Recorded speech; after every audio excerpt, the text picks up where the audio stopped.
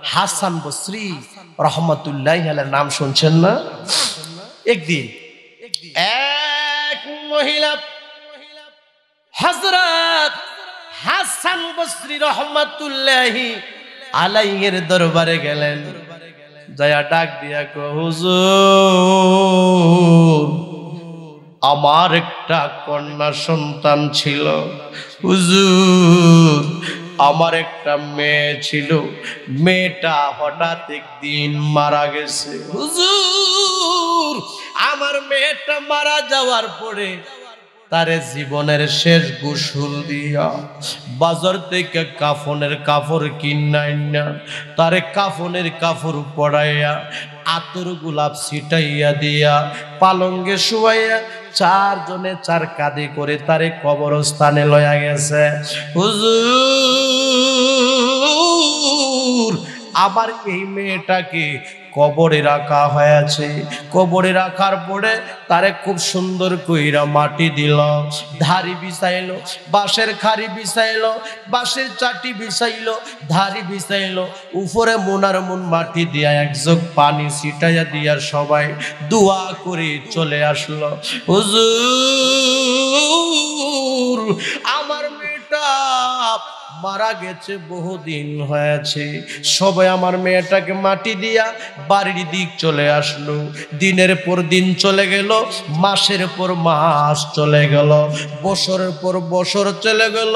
হুজুর আমার মেয়েটাকে সবাই ভুইলা গেছে, কিন্তু আমি জনম দুঃখিনী মা বলতে পারি না। সবাই জবানটা খুইলা কইতেন না সুবহানাল্লাহ। মায়ের মতো আপনার কেউ নাই, মা যার নাই বাবা যার নাই রে, তার মতো পুরা কপাল আর কেহ নাই। জোরে জোরে বলো কথা ঠিক কিনা? আমার বাবারা বন্ধুরা রে, গভীর মনোযোগ।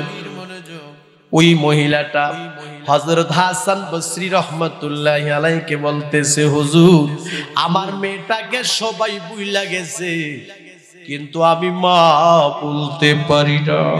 সবাই জবানটা খুইলা কইতেন না সুবহানাল্লাহ। চাচা বলো, চাচি বলো, জেডা বলো, জেডি বলো, বন্ধু বান্ধব বলো, খালা বলো, খালু বলো, বাজানডে যত রকমের আপন মানুষ হোক না কেন, সবার চেয়ে তোমার আমার একজন আপন মানুষ আছে, কে জানোনি? ওই আপন মানুষটা হলো তোমার আমার জনম দুঃখিনী মা। জোরে জোরে কন্যা বাজান কথা ঠিক কিনা? তো হযরত হাসান বসরি রহমতুল্লাহি আলাইহিকে বলতেছেন, হুজুর আমার এই মেয়েটা কবরে কি হালে আছে আমি জানি না, আমার মেয়েটা কবরে কি অবস্থাতে আছে আমি জানি না। হুজুর আপনি আমাকে একটু দয়া করে আমার মেয়েটা কবরে কি অবস্থা আছে একটু দেখার সুযোগ করে দিবেন কি? সবাই জবানটা খুইলা কইতেন না সুবহানাল্লাহ। এমন কি আমল আছে আমি যে করলে আমার মেয়েটাকে দেখতে পাই? সবাই জবানটা খুইলা বলি সুবহানাল্লাহ। এবার হযরত হাসান বসরি রহমতুল্লাহি আলাইহি ডাক দিয়া কয়, মা তুমি একটা কাজ করো গো মা, তুমি বাড়িতে চলে যাও। ক হুজুর আমি বাড়িতে যাইয়া কি করব? ক তুমি বাড়িতে যাইয়া ইশারের নামাজ আদায় করবা। সবাই জবানটা খুইলা কইতেন না সুবহানাল্লাহ। কিসের নামাজ?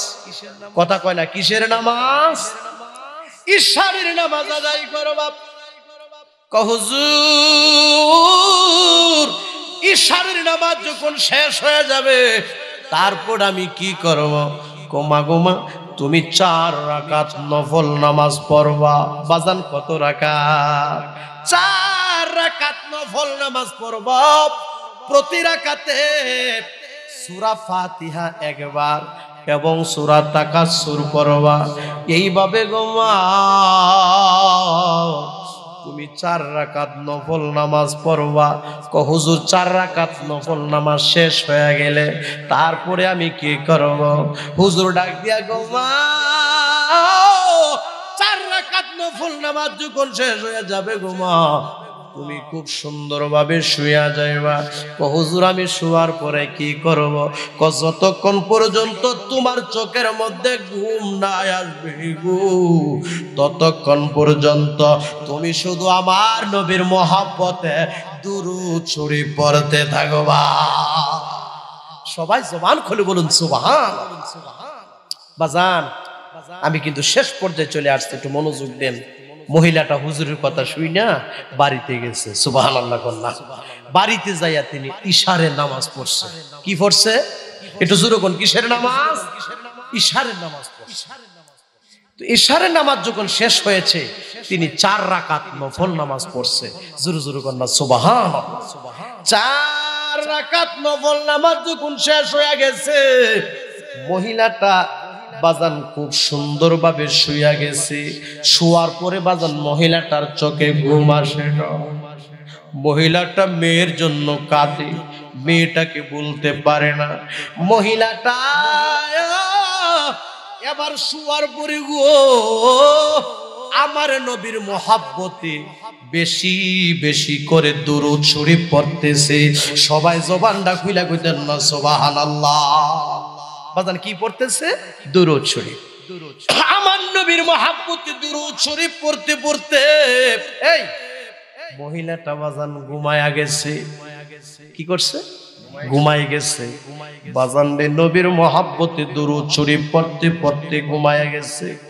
ঘুমের ঘরে মহিলাটা স্বপ্নে দেখে গো এই মহিলাটার মেয়ের কবরে জাহান্নামের আগুন দাও দাও কইরা জ্বলতাছে। মাওলানা বশির আহমেদ ফারুকী যদি স্বপ্নে দেখে মার কবরে আগুন, আমার বাবারা বন্ধুরা রে, তার মনের জ্বালা বাড়বে না কমবে? আমার ভাই মাওলানা আমির হুসাইন সুন্নি আল কাদরি সাহেব যদি স্বপ্নে দেখে আম্মার কবরে আগুন, বাজান মনের জ্বালাটা বাড়বে না কমবে? বাজান রে মনের জ্বালা বাড়বে। গভীর মনোযোগ। ওই মহিলাটা স্বপ্নে দেখছে মেয়ের কবরে জাহান্নামের আগুন দাও দাও কইরা জ্বলতাছে। মা স্বপ্নে পইরা গো ওই মেয়েটা জাহান্নামের আগুনে জ্বলতেছে। মহিলাটা দেখতেছে মেয়ের কবরে আগুন। মহিলাটা বাজান স্বপ্নে পইরা কান্দে, আর ওই মেয়েটার জন্য চোখের পানি ছাড়ে। কবরে রয় আযাব যদি এই দুনিয়ার মানুষ দেখিত, কোনা ঘর বাড়ি সারিয়া পাগল হইতো, কোনা ঘর বাড়ি সারিয়া পাগল। আরে কত মানুষ আইলো গেল রইল না, হায়রে কবর দেশে হইল তাদের ঠিকানা। বলো কবর দেশে হইল তাদের ঠিকানা। জোরে জোরে কন্যা বাজান কথা ঠিক কিনা? এ শিবরামপুর গ্রামের মানুষ, এ বুড়িচঙ্গের মানুষ, আসার সিরিয়াল আছে কিন্তু যাওয়ার কোনো সিরিয়াল নাই।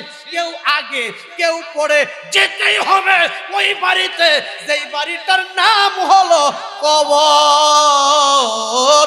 কবর কবর, জোরে বলো কথা ঠিক কিনা? আর এই দুনিয়া ছাড়তে হবে, এই দুনিয়া ছাড়তে হবে, বুইলা যায়ও না ডাইনে বামে মাটির হবে মাটির বিছানা। ডাইনে বামে মাটির হবে মাটির বিছানা। এই গ্রামে কিন্তু এক সময় অনেক মুরব্বী লোক ছিল। আপনি একটু খেয়াল করে দেখেন, আমরা অনেক মুরব্বীদেরকে হারিয়ে ফেলেছি। জোরে বলুন কথা ঠিক কিনা? বহু মানুষ এমন একটা বাড়িতে শুইয়া রয়েছে যে বাড়িটার নাম হলো কথা কয় না রে, বাড়িটার নাম কি? আমি মাহতাবউদ্দিন ইব্রাহিম এই মাহফিল শেষে যদি বাড়ি পর্যন্ত বসতে পারি, যাওয়ার পরে হাত মুখ ধুইয়া উযু করে পবিত্র অবস্থা যখন বিছানায় শুয়ে যাব, আমার মাথার মধ্যে যেহেতু শীতের রাত্র ভালো একটা বালিশ লাগাবো, আমার এই দেহের মধ্যে দামি একটা কম্বল লাগাবো, হায়রে ওই তুষুকের বিছানার মধ্যে শোয়ার জন্য চেষ্টা করো, আরামের বিছানার মধ্যে ঘুমাবো। আমি মাহতাবউদ্দিন ইব্রাহিম যদি হঠাৎ করে রাত্রির বেলা মারা যায়, আগামী কাল যখন আমাকে কবরে নেওয়া হবে, আমাকে বালিশ দিবে না, কম্বল দিবে না, তুষুক দিবে না। জোরে জোরে বলো বাজান, কথা ঠিক কিনা? এই পৃথিবী যেমনি আছে তেমনি পরে রবে, আপন জনেরা কাঁদবে বসে, বিনায়া বিনায়া রে মন ছেড়ে যেতে হবে। আরে সুন্দর পৃথিবী একদিন ছেড়ে যেতে হবে রে মন, ছেড়ে যেতে হবে। জোরে জোরে কন্যা বাজান, কথা ঠিক কিনা? গভীর মনোযোগ। আমি বলতেছিলাম হযরত হাসান বসরি রাহমাতুল্লাহি আলাইহির কাছ থেকে মহিলাটা হাসান বসরি যেভাবে বলল সেভাবে তিনি আমল করলো। স্বপ্নে দেখছে মেয়ের কবরে বাজান আযাব হইতাছে, মেয়ের কবরে বাজান আগুন জ্বলতাছে। জোরে জোরে কন্যা বাজান, কথা ঠিক কিনা? হঠাৎ করে যখন মহিলাটার ঘুম ভাঙছে, তো মহিলাটার স্বপ্ন তো ভাঙছে। জোরে জোরে কোন, কথা ঠিক কিনা? ঘুমও শেষ, স্বপ্নও শেষ। ওই মহিলাটা চোখের পানি লইয়া ঘুম ভাঙ্গার পরে একটা দৌড় দিছে। যাইতে যাইতে যাইতে যাইতে আবার হযরত হাসান বসরি রাহমাতুল্লাহি আলাইহির কাছে গেলেন। যায় কহ, হুজুর আপনি আমাকে বলছেন ইশারে নামাজ পড়ার জন্য, আমি পড়ছি। আপনি বলছেন 4 রাকাত নফল নামাজ পড়ার জন্য, আমি পড়ছি। আপনি বলছেন প্রতি রাকাতে সূরা ফাতিহা একবার এবং সূরা তাকাসসুর পড়ার জন্য, আমি তো তাও পড়ছি। আপনি বলছেন নামাজ শেষে আমি শুয়া যাওয়ার জন্য, আমি শুয়া গেছি। আপনি বলছেন যতক্ষণ পর্যন্ত চোখের মধ্যে ঘুম না আসবে ততক্ষণ পর্যন্ত নবীর মহাব্বতে দুরূদ শরীফ পড়ার জন্য আমি তাও তো পড়ছি। হুজুর দুরূদ শরীফ পড়তে পড়তে আমি ঘুমায়া গেছি। মহিলাটা বলতেছে, হযরত হাসান বসরি শুনতেছে, হুজুর আমি দুরূদ শরীফ পড়তে পড়তে ঘুমায়া গেছি। ঘুমের ঘরে হঠাৎ করে আমি একটা স্বপ্ন দেখছি। মহিলাটারে ডাক দিয়া, গো মা, মা গো তুমি কি স্বপ্ন দেখছো গো মা? ওই মহিলাটা ডাক দিয়া, হুজুর আমি স্বপ্নে দেখছি আমার মেয়ের কবরে আযাব হইতাছে। আমি স্বপ্নে দেখছি আমার মেয়ের কবরে জাহান্নামের আগুন দাউ দাউ কইরা জ্বলতাছে। হুজুর আমার মেয়েটা কবরের আযাব থেকে কিভাবে মুক্তি পেতে পারে? আরো এমন কিছু আমল থাকলে আপনি আমাকে বলেন। সবাই জবানটা খুলে কইতেন না সুবহানাল্লাহ। বাজান এবার হযরত হাসান বসরি কো, মা তুমি একটা কাজ করো বলে কি, তুমি বাড়িতে যাইয়া তোমার এই মেয়েটার নামে তুমি কিছু দান সদকা করো। জবানটা খুলে কর না সুবহানাল্লাহ। তুমি বাড়িতে যাও, যাওয়ার পরে তুমি তোমার মেয়েটার নামে কি করো? কিছু দান সদকা করো। মাফ করার মালিক আল্লাহ, আমার আল্লাহ ক্ষমা করে দিতে পারে। সবাই জবানটা খুলে কইতেন না সুবহানাল্লাহ। গভীর মনোযোগ। হযরত হাসান বসরি রাহমাতুল্লাহি আলাইহি এই কথা যখন বললেন, মহিলাটা হযরত হাসান বসরি রহমাতুল্লাহি আলাইহির দরবার থেকে বাড়িতে আসলেন। বাড়িতে আসার পরে ওই মহিলাটা ওই মেয়েটার নামে কিছু দান সদকা কইরা দিছে। আর ওই দিক দিয়া হযরত হাসান বসরি রহমাতুল্লাহি আলাইহি বাজান একটু শুয়া গেছে। শোয়ার পরে হযরত হাসান বসরি রহমাতুল্লাহি আলাইহি বাজান তিনি একটা স্বপ্ন দেখছে। সবাই জবানটা খুলে বলেন সুবহানাল্লাহ। আচ্ছা, প্রথম স্বপ্নটা যে কে দেখছিল? মহিলা। স্বপ্নে কি দেখছে? মেয়ের কবরে আযাব, মেয়ের কবরে আগুন জ্বলতেছে। এখন যে স্বপ্নটা দেখলো হযরত হাসান বসরি রহমাতুল্লাহি আলাইহি, আমার বাবারা বন্ধুরা রে, মহিলাটা বাড়িতে গিয়া মেয়ের নামে দান করে দিল। এই দিক দিয়া হযরত হাসান বসরি রহমাতুল্লাহি আলাইহি তিনি একটু শুইছে। শোয়ার পরে বাজান তিনি একটু ঘুমায়া গেছে। এবার হযরত হাসান বসরি রহমাতুল্লাহি আলাইহি তিনি একটা স্বপ্ন দেখছে। হুজুর তিনি স্বপ্নে কি দেখছে? হযরত হাসান বসরি রহমাতুল্লাহি আলাইহি স্বপ্নে দেখছে একটা বেহেশতের বাগান দেখা যায়। কি দেখা যায় বেহেশতে? একটু কথা বলেন, কি দেখা যায় বেহেশতে? তো হযরত হাসান বসরি রহমাতুল্লাহি আলাইহি বেহেশতের দিক নজর করে দেখে, স্বপ্নে উনি নজর করে দেখে বেহেশতের ভিতরে বাজান একটা মেয়ে আনন্দ করতেছে আর ঘোরাফেরা করতেছে। সবাই জবানটা খুলে কর না সুবহানাল্লাহ। আমার বাবারা বন্ধুরা রে, এবার হযরত হাসান বসরি রহমাতুল্লাহি আলাইহি ওই মেয়েটাকে ডাক দিয়া বলে, এই মেয়ে তোমার পরিচয় কি? তুমি কে? বেহেশতের ভিতরে ঘোরাফেরা করতেছো। জবানটা খুইলা কইতেন না সুবহানাল্লাহ। মেয়েটা কয়, হুজুর আপনি আমারে চিনছেন না? আমি হইলাম ওই মহিলার কন্যা, আমি হইলাম ওই মহিলার মেয়ে, যেই মহিলা আপনার কাছে গিয়া আমার কবরের আযাব ও শাস্তির ব্যাপারে বলছিল, যেই মহিলা আপনার কাছে গিয়া আমার লাগে দোয়া চাইছিল। সবাই জবানটা খুলে কইতেন না সুবহানাল্লাহ। এবার হযরত হাসান বসরি রহমাতুল্লাহি আলাইহি ডাক দিয়া কয়, এই মেয়ে তোমার কবরে না আযাব চলছিল? তোমার কবরে না আযাব হচ্ছিল? তোমার কবরে না আগুন জ্বলছিল? তুমি জাহান্নাম থেকে জান্নাতে কেমনে আইলা? কবরের আযাব থেকে আবার তুমি কিভাবে মুক্তি পাইলা? মেয়েটা কয়, হুজুর আমার কবরে যে আযাব হচ্ছিল কথাটা সত্য। কথাটা কি সত্য? আমার কবরে যে আগুন জ্বলছিল কথাটা সত্য। হুজুর শুধু আমি না, আমার এই কবরস্থানে আরো ৭০,০০০ দাফনকৃত মৃত ব্যক্তি ছিল, তাদের কবরেও আযাব হচ্ছিল, তাদের কবরও জাহান্নামের আগুন জ্বলছিল। হুজুর আজকে আমাদের নসিবটা বড় ভালো। তোমাদের নসিবটা এত ভালো আবার কিভাবে হইল? ওই মেয়েটা ডাক দিয়া গো, হুজুর আমাদের নসিবটা এই জন্য ভালো, আজকে আমাদের এই কবরস্থানের পাশে দিয়া একজন আশেকে রাসূল হাইটা গেছে। সবাই জবানটা খুইলা কইতেন না সুবহানাল্লাহ। কি একজন আশেকে রাসূল হাইটা গেছে?